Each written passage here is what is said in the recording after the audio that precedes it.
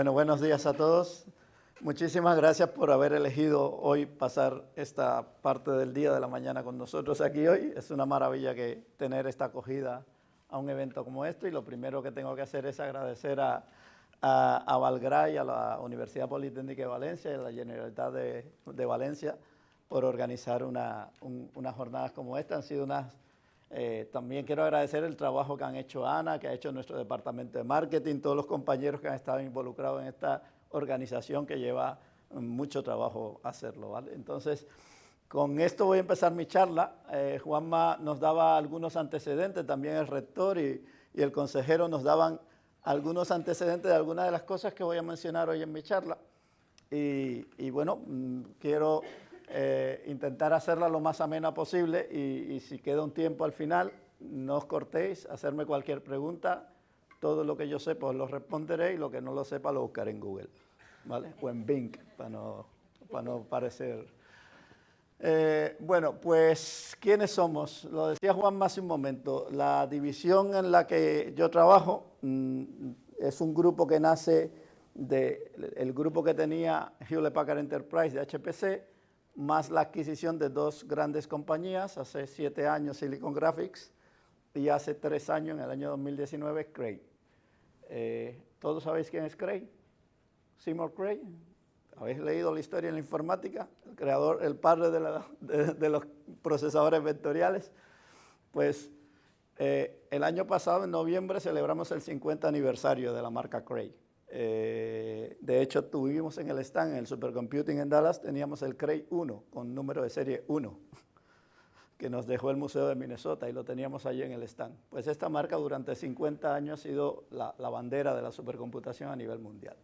Hasta tal punto que hemos conseguido un hito muy importante, que es haber construido la primera máquina exaflop del planeta. Somos la primera compañía, junto con AMD, nuestros compañeros aliados y amigos de AMD, que hemos superado un exaflop de rendimiento real, FP64 de doble precisión, ¿vale? Que es como se miden los exaflops, no en la lista top 500, ¿vale? Que es el ranking donde se listan los supercomputadores más potentes del mundo. Entonces, somos número 1 con Frontier, pero también somos número 1 en Europa, porque en Europa hay una máquina hermana pequeña de Frontier con la misma arquitectura, mismos procesadores, CPUs y GPUs de AMD, que se llama Lumi, que está ubicada en Kahani, en Finlandia, y esta máquina es una máquina de 500 petaflops teóricos, 530 petaflops teóricos, más o menos. Es una de las máquinas que se adquirió a través del programa Euro-HPC en Europa. Y esta es la número 1 de Europa. Y luego hay otra máquina en el ranking, el top 10, top 11, que es Cines, en Gency. Esta es una máquina muy curiosa porque en Francia hay un programa impulsado por el gobierno que se llama AI for Humanity, y ese programa, que tiene una financiación de cerca de 3.000 millones de euros solo en Francia, consiste en la adquisición de muchos supercomputadores, pero esos supercomputadores que están en diferentes centros federados a lo largo del país son supercomputadores sobre todo para inteligencia artificial. Y hay máquinas como esta que está aquí, que se llama Adastra, pero luego hay otra que se llama Jinsai, y hay otras muchas máquinas más que está adquiriendo Francia, sobre todo con GPUs, para utilizar cargas de inteligencia artificial, generar nuevos modelos, etcétera, etcétera. No solo somos primeros en el ranking del top 500, sino que hay un ranking paralelo, que es el Green 500, que mide rendimiento contra vatio consumido, o sea, eficiencia, ¿vale? Entonces, en el Green 500 prácticamente topamos todas las posiciones del Green 500. Es decir, estas máquinas no solo son potentes, sino que son muy sostenibles, ¿vale? Y un último dato, Frontier también, esta máquina es número 1 en un benchmark que se llama HPL AI, que es para rendimiento específico de inteligencia artificial, y un dato estadístico: si tomásemos la lista del top 500 y la ordenásemos por rendimiento, el 43% del rendimiento de esa lista viene de máquinas HP Cray, ¿vale? 43%, la mitad del rendimiento de la lista del top 500 viene de máquinas HP Cray, ¿vale? Desde HP Cray creemos que el futuro de la inteligencia artificial y la supercomputación pasa por la convergencia de ambos mundos. Imaginaros un supercomputador como Frontier, tiene cerca de 9.000 GPUs. ¿Vale? Si lo que le sucede a estos grandes centros, que este es el Departamento de Energía de los Estados Unidos, por ejemplo, un laboratorio nacional del Departamento de Energía de los Estados Unidos, es que le llegan muchos usuarios y dicen, yo no solo necesito hacer simulación y modelización, como hacía antes con C, con Fortran, con programación MPI, etcétera, etcétera. No solo necesito hacer dinámica de fluidos, CFD, o análisis estructural, sino que también necesito hacer computer vision, necesito hacer reconocimiento del lenguaje natural, necesito hacer, yo soy una empresa de automoción que hago autonomous driving, uno de las autoridades que presentaba hablaba de conducción autónoma de Tesla, también se hace en Europa. ADAS es una de las grandes líneas de inteligencia artificial. Uno de nuestros clientes es Senseat, que es Volvo Cars. La conducción autónoma de Volvo se está haciendo actualmente en sistemas que hemos diseñado nosotros, ¿vale? Y ese mundo lo que nos va a llevar es a un mundo de convergencia donde estos centros o quien tiene este tipo de plataforma tiene que ofrecerla a la comunidad también para entregar cargas de inteligencia artificial. Juanma también lo mencionaba y nos sentimos muy orgullosos de ellos. En España tiene la sede el Centro Global de Competencia de Inteligencia Artificial y Datos de Hewlett Packard Enterprise. No está en ningún otro país del mundo, está en España. El talento que hoy está colaborando en los grandes proyectos de inteligencia artificial del mundo es talento español. Y es un centro que tenemos aquí, mi compañera Yolanda anda por ahí, que es miembro del COE, hasta allá atrás, y luego en cualquier momento podéis hablar con ella, porque ese COE, esos ingenieros o ingenieras que están trabajando en estos proyectos son españoles, ¿vale? O radicados en España, como yo, ¿vale?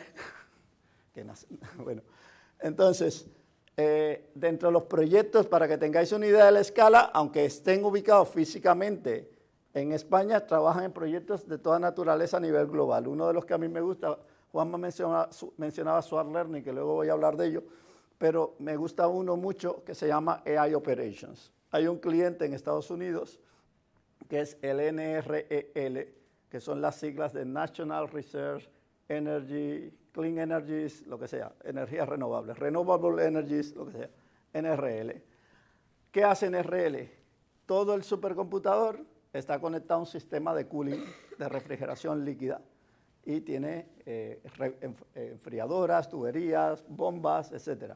Todo ese sistema se sensoriza, todo. Y todos los datos que están generándose en tiempo real van a un gran dataset que se analiza y con inteligencia artificial se es capaz de hacer el predictivo del consumo energético y de todas las posibles fallos que puede provocar el sistema de consumo de la máquina.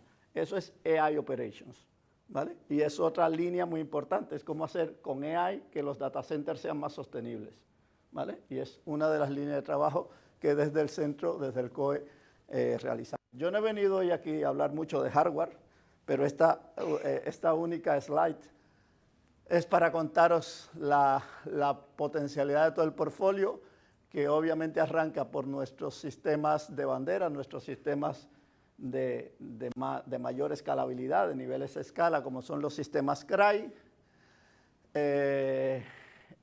Esos sistemas CRY, en noviembre del año pasado sacamos un Baby Cry. Parece una canción de rock de alguien, ¿no? De Guns N' Roses, algo. Era Baby Don't Cry, era la canción. Pero sacamos un Cray pequeñito.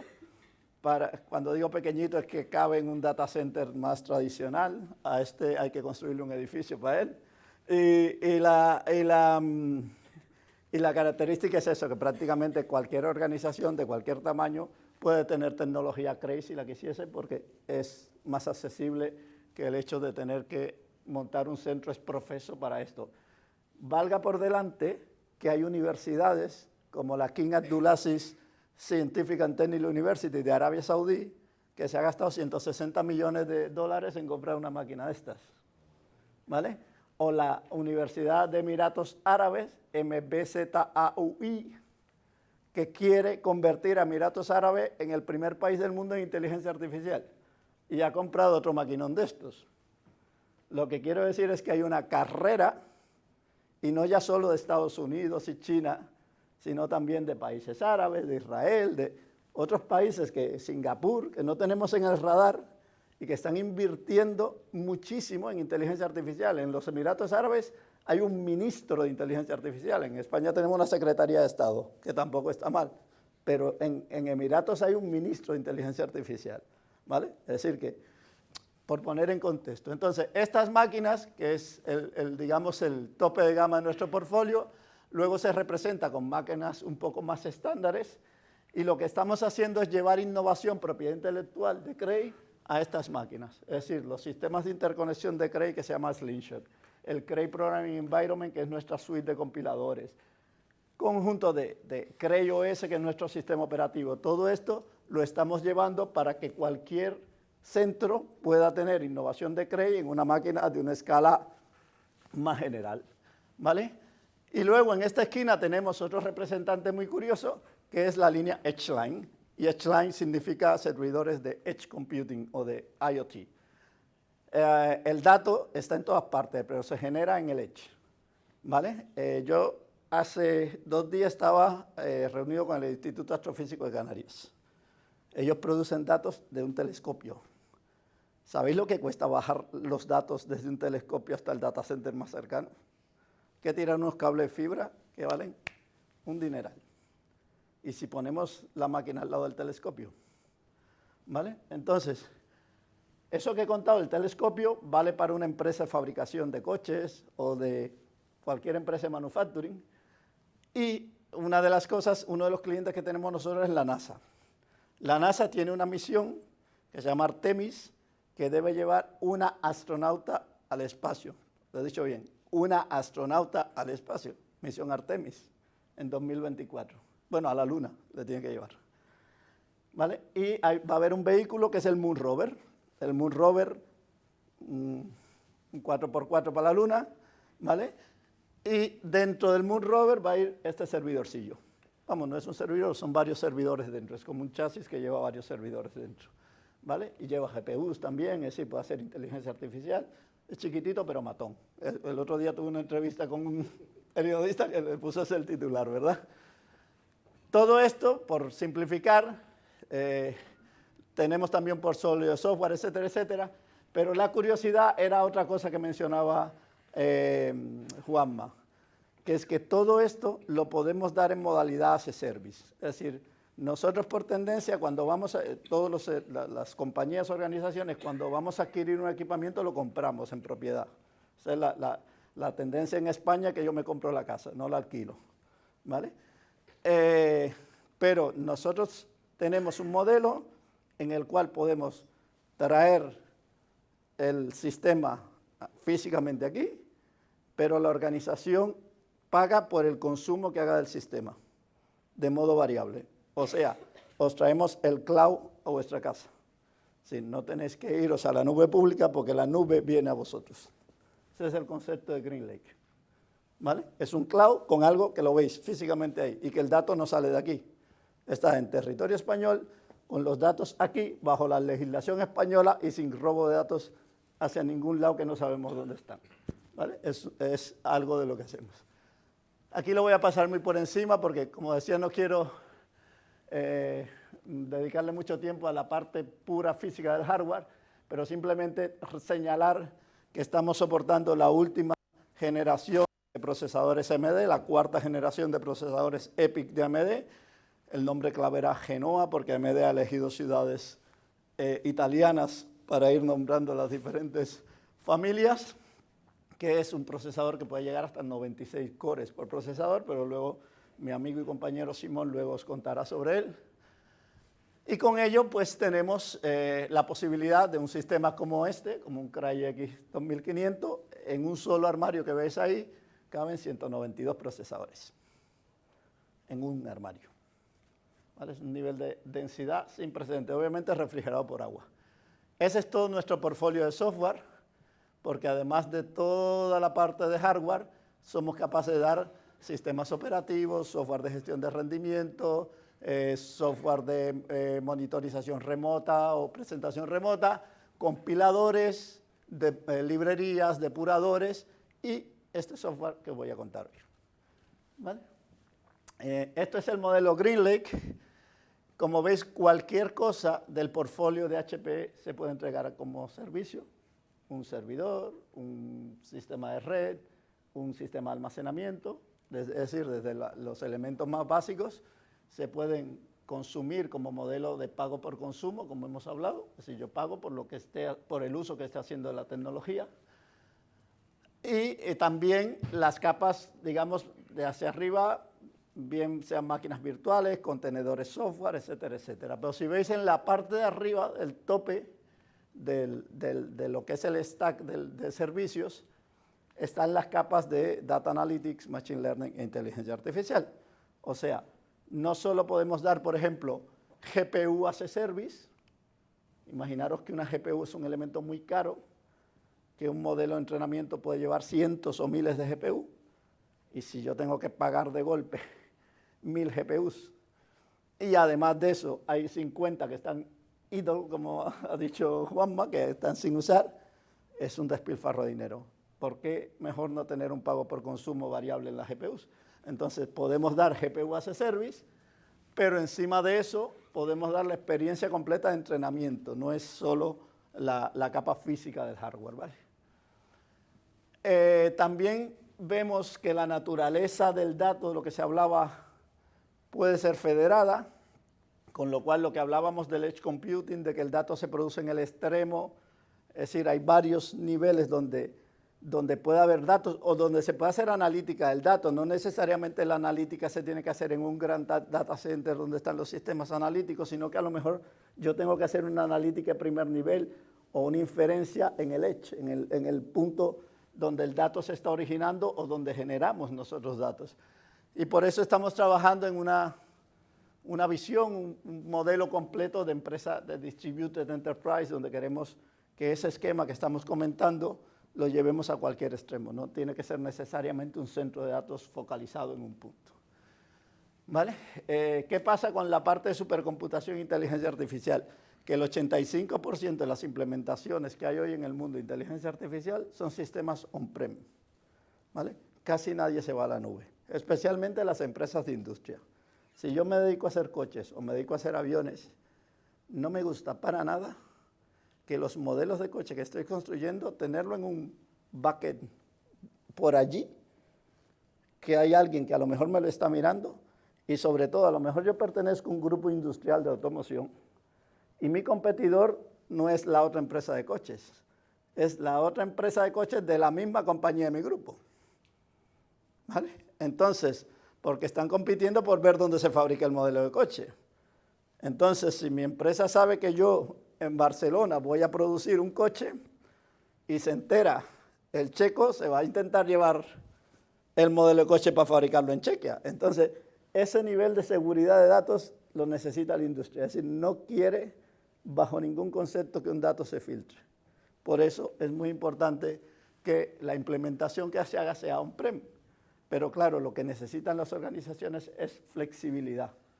Y por eso los beneficios de dar esto en un modelo de as a service como GreenLake Central, como GreenLake.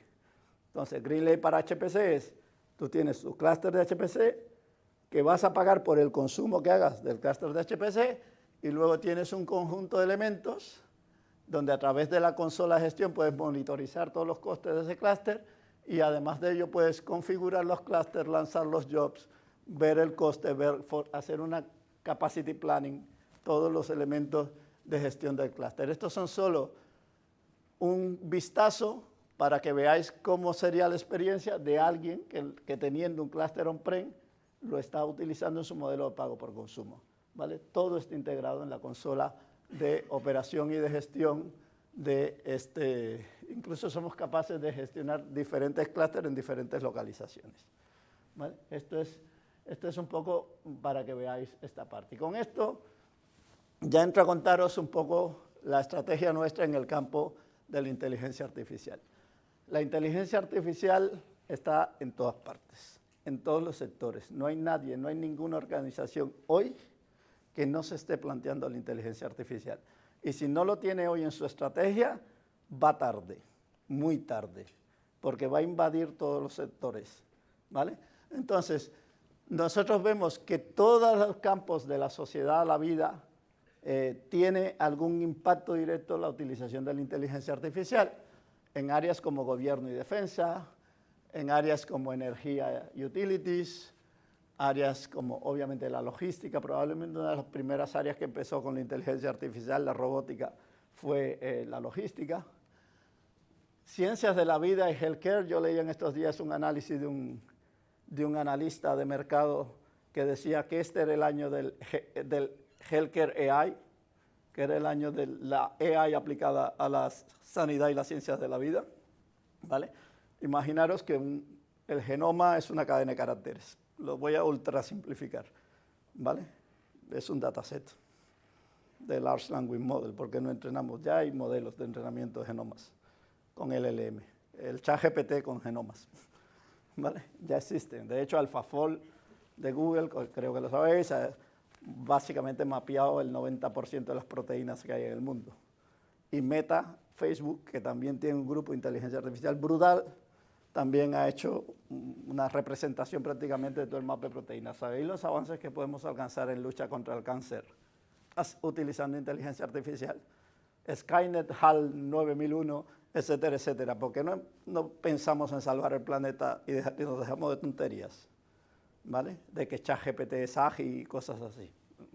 Centrémonos, ¿vale? Pero en España a veces que tiramos más para Sálvame que para la revista de ciencia.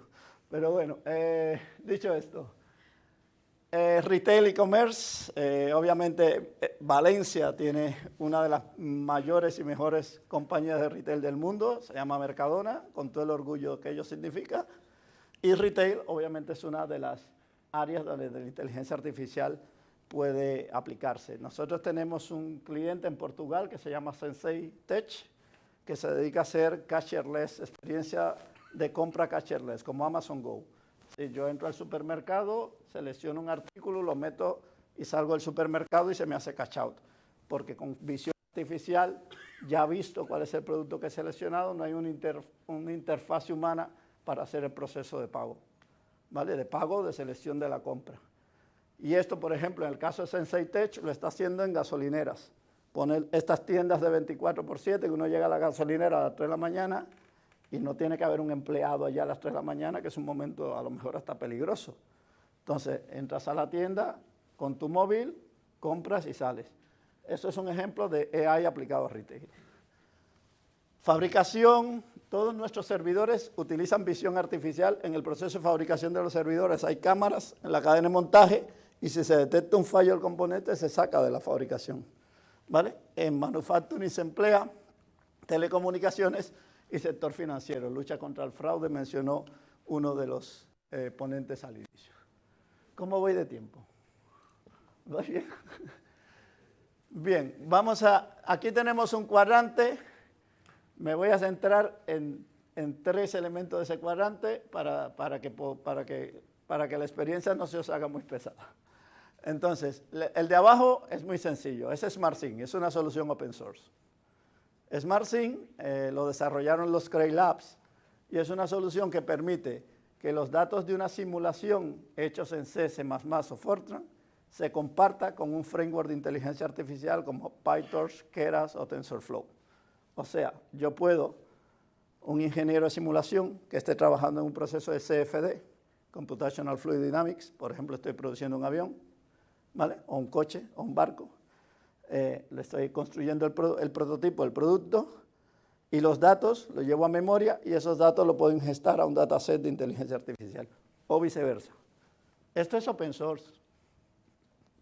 Coste cero, implantación inmediata. Cogéis el portátil y lo descargáis, ¿vale? Swar Learning, lo ha contado Juanma un poquito. Hay un artículo en Nature sobre Swar. La gente habla de Federated Learning, ¿vale? Y Federated Learning, la federación implica que de algún modo hay un máster o un punto donde tienes que ir a coordinar algo.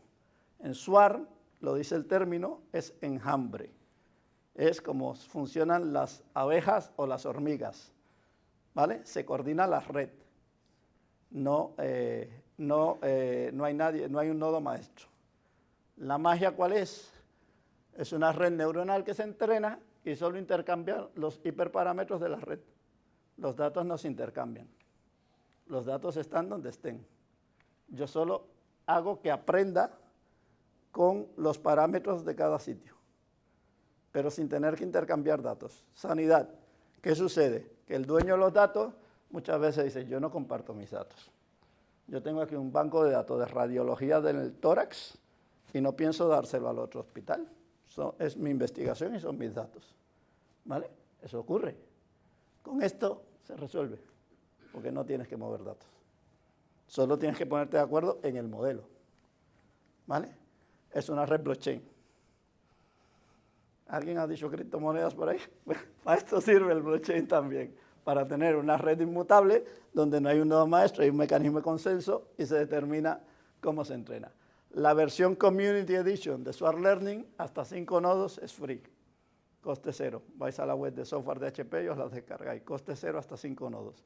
A partir de 5 nodos, cuando escalemos a 5 nodos, sí tenéis que pagar la licencia para muchos más nodos. Entendemos que para un uso más industrial. Campos de aplicación en donde estamos trabajando ahora, sanidad, obviamente, defensa, fragatas, ¿vale? Y manufacturing. Son los 3 áreas foco donde ahora mismo estamos con Sword Learning. Esto es súper innovador y nos interesa mucha colaboración público-privada, academia, empresa, en el desarrollo de soluciones de este tipo. Y como decía, era Paco Umbral, ¿no? Yo he venido a hablar de mi libro, ¿no? Era el que decía eso.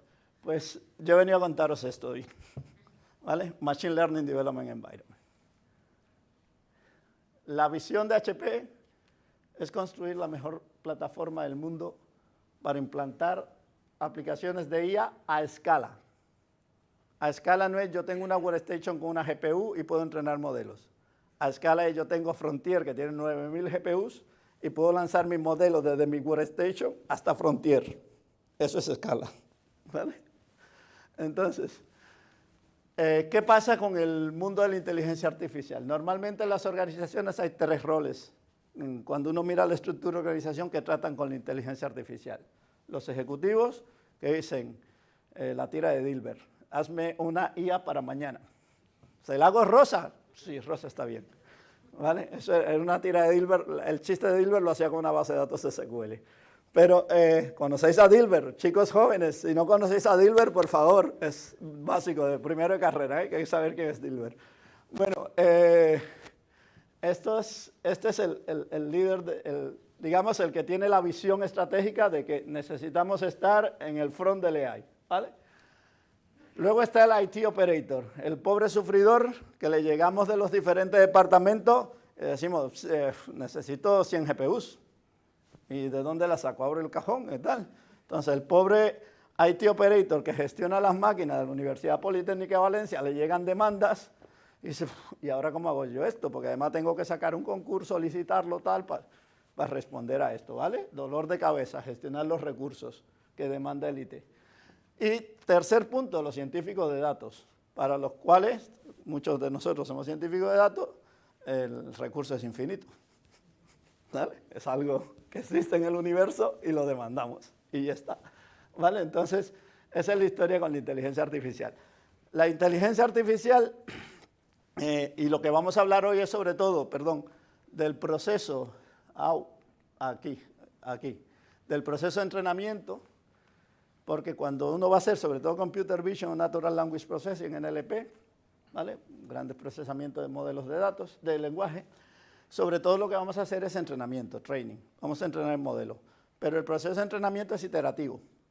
Es decir, no se entrena solo una vez, sino que luego tengo que volver a reentrenar el modelo, etcétera, etcétera. Con lo cual es consumidor hambriento de recursos. Mientras más GPU tenga, más rápido voy, ¿vale? Entonces, o entreno más rápido, ¿vale? Y además es un proceso que ahora vamos a ver, pero tiene muchas derivadillas. Entonces, esta es la parte donde vamos a hablar hoy, y luego hay otra parte en la que también estamos trabajando de HP, que es la parte de inferencia. Una vez que tengo el modelo entrenado, lo tengo que publicar o registrar o llevarlo a inferencia, ¿vale? He entrenado un dataset con perros y gatos para que sepa identificar que es un perro o un gato. Luego lo voy a poner en todas las cámaras de seguridad que me hayan contratado para que sepa detectar quién es la mascota en casa. ¿He explicado el proceso de inferencia bien? ¿Lo habéis entendido? ¿Vale? Una vez que está entrenando el dataset, ya ha aprendido, ahora puede identificar objetos, ¿no? Por ejemplo, eso en Computer Vision. Entonces, nosotros obviamente tenemos esta capa de aquí, que gracias también a compañías como AMD somos capaces de presentar una propuesta de GPU as a service. Necesito 100 GPU, pero no solo necesito, la puedo comprar en propiedad, dame las máquinas con las 100 GPU, o voy a ir pagándola según el consumo que haga de las GPUs, ¿vale? Modelo GreenLake. Pero por encima tenemos 3 fases del proceso de inteligencia artificial. Primera fase, fase central en la que voy a hablar hoy, entrenamiento a escala. Pero hay una parte aquí inicial que se llama creación del dataset del modelo, una parte muy importante. Un científico de datos dedica el 80% de su tiempo a generar un buen dataset.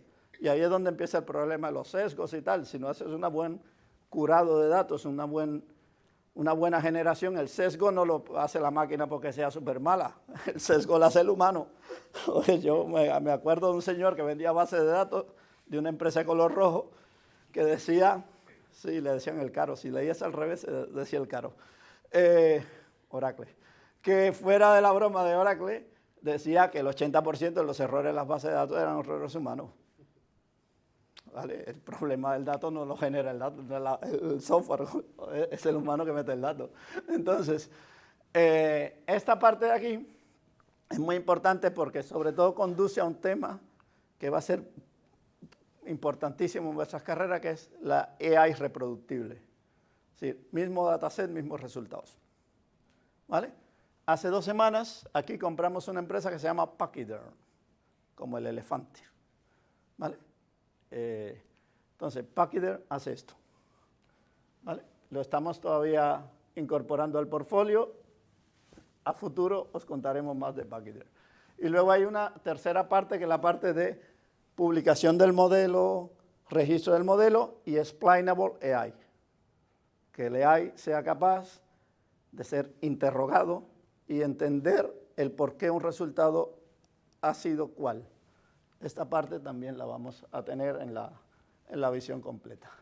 ¿Vale? Pero hoy hablamos de entrenamiento a escala. Para hablar de entrenamiento a escala hay una forma de hablarlo, que es el ciclo que tiene una organización. ¿Cómo empieza el AI en la mayoría de las organizaciones, no necesariamente en las instituciones académicas científicas? Un investigador o un ingeniero que está avanzado en AI dice, cómprame una workstation con una GPU potente. Ping. Me bajo TensorFlow y me creo mi primer modelo. ¿Vale? Pero en el día 2, cuando la organización evoluciona, hay varios de esos señores o departamentos, cada uno con su herramienta. Yo uso más PyTorch, yo uso más TensorFlow, yo soy más de Keras, ¿vale?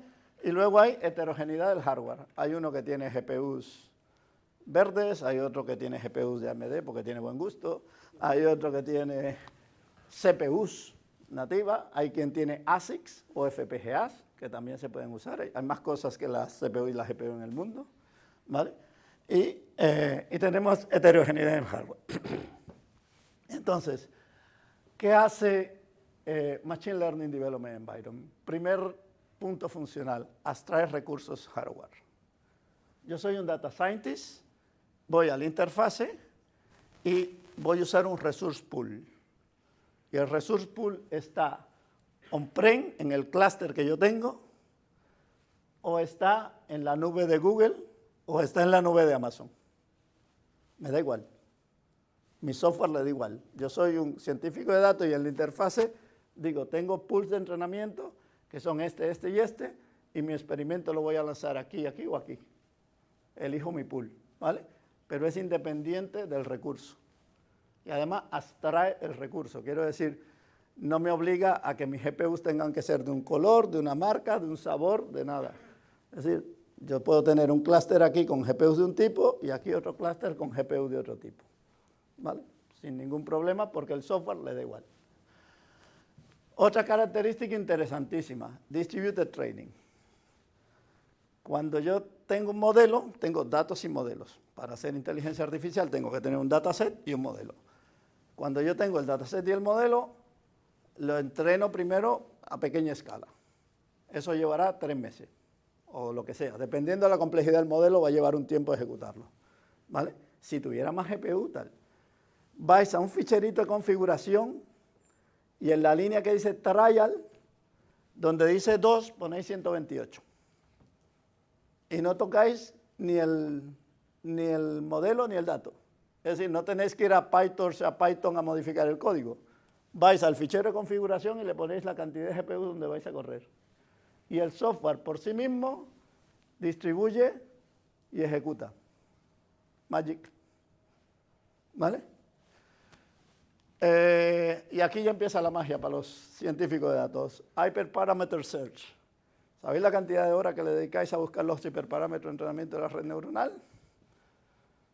Este software lo hace automático. Es más, ejecuta a la vez, por ejemplo, 5 hiperparámetros distintos. Si el conjunto de hiperparámetros tal está dando una precisión del 30%, lo corta. Este está dando un 40%, lo corta. 50% lo corta. Y solo progresan aquellos que tienen una precisión muy elevada. Imaginaros que estáis haciendo ese entrenamiento en un cloud, como Amazon Web Services o Google, que además tienen capacidad de auto-scaling. Tener preparada la visa, yo iría llamando al banco ya. Porque si cada vez que lanzáis ese proceso, si no se corta en medio, tarifica, ¿vale? El ahorro de dinero que puede aportar esa funcionalidad es brutal, ¿vale? Y luego tiene capacidades de visualización, debugging, checkpointing. En el proceso de entrenamiento podemos hacer un checkpointing y parar, ir hacia atrás, hacia adelante, etcétera, etcétera. Esto que veis aquí, además, es independiente del framework, PyTorch, Keras o TensorFlow. Machine Learning Development Environment se basa en un software que se llama Determined AI, que es open source. Es open source, Determined AI. ¿Vale? Eso que he contado, lo que acabo de contar, esta es la funcionalidad del software open source, todo. ¿Qué hemos añadido desde HP?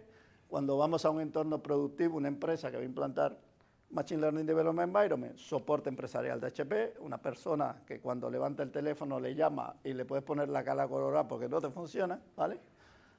O, entre otras cosas, esto funciona con una capa, por ejemplo, que habla con Cluster Kubernetes, ¿vale? Pero desde HP hemos, digamos, quitado la posibilidad, no quitado, hemos agregado la posibilidad de que en lugar de que sea un clúster de Kubernetes, sea un gestor de colas de HPC, como Slurm, PBS Pro o LSF. De modo tal que si yo tengo ya un clúster de HPC en mi organización, como lo tienen la mayoría de los centros de supercomputación, el que asigna las GPUs es el Slurm, no es el Kubernetes, ¿vale? Con lo cual le facilita al centro de supercomputación adoptar en su gestión el mismo proceso de inteligencia artificial como si fuera un proceso más. Hay una organización en Alemania que se llama Hessian AI, que está dando un cloud de AI con este frontend a todas las universidades alemanas. Es decir, el data scientist llega y el cloud lo que ve es esto. Bueno, esto es bonito, es decir, quiero decir, la interfase que tiene Determined, ¿vale? Entonces, mi petición para vosotros hoy es usar y probar Determined. Yo llevo mucho tiempo, aunque soy Linuxero histórico, yo fundé el primer Linux User Group en Cuba en 1997, cuando Linux había que compilarlo y había que instalarse los 52 floppy, que ya no sabréis lo que es un floppy, eso que tenéis el botoncito de guardar en el Word, 52 floppy que tenía la distribución de Slackware. Bueno, pues yo vengo de esos tiempos, pero ya estoy un poco mayor, como podéis apreciar. Pero esto me lo instalé en 2 horas en el Mac de mi casa. Es un container Docker. Entonces se instala en nada, ¿vale? Es decir, probarlo. Es una maravilla este software. ¿Vale? Y nada más, por mi parte eso. No sé si te queda tiempo para preguntas o voy mal. ¿Alguna pregunta? No os cortéis, ¿eh? Como si fuera vuestra familia. ¿Nadie rompe el hielo? Uy, todavía hay mucha timidez, pero bueno, iremos mejorando. De todas formas voy a estar por aquí. Cualquier pregunta que tengáis, sentiros libres estamos en contacto con vosotros. Muchas gracias.